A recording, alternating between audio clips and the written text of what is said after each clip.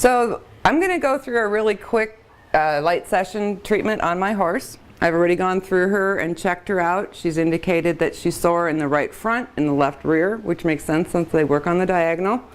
When I do a horse assessment, I like to leave them alone, and when I do the light treatment on them, I try to put them in a situation where they're the most comfortable. We're going to play with this today and see if she'll stay here. The other horses are on the other side of the stall eating their lunch, and she's not eating, so she might cooperate or she might not.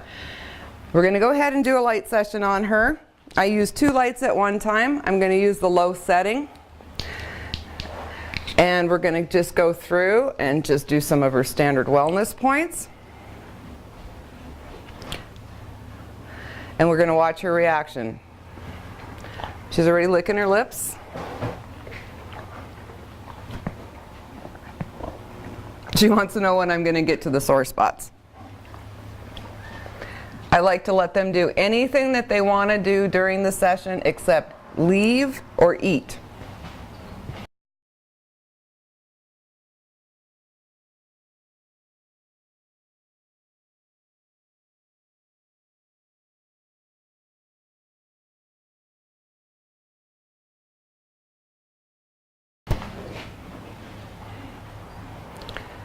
We're going to go through the bladder meridian really quickly here.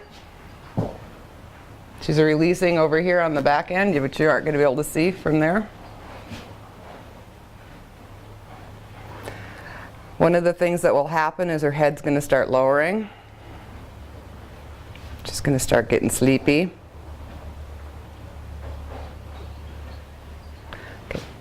I leave the lights on the point for probably about 5 seconds.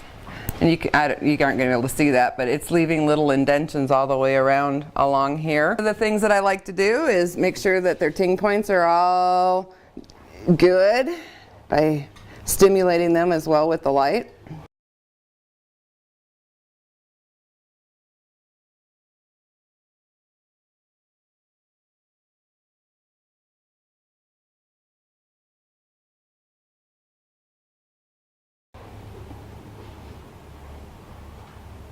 Again, 5 or 10 seconds on the low setting, less than that if you go on the high setting, but the high setting is not intended to be used in this application.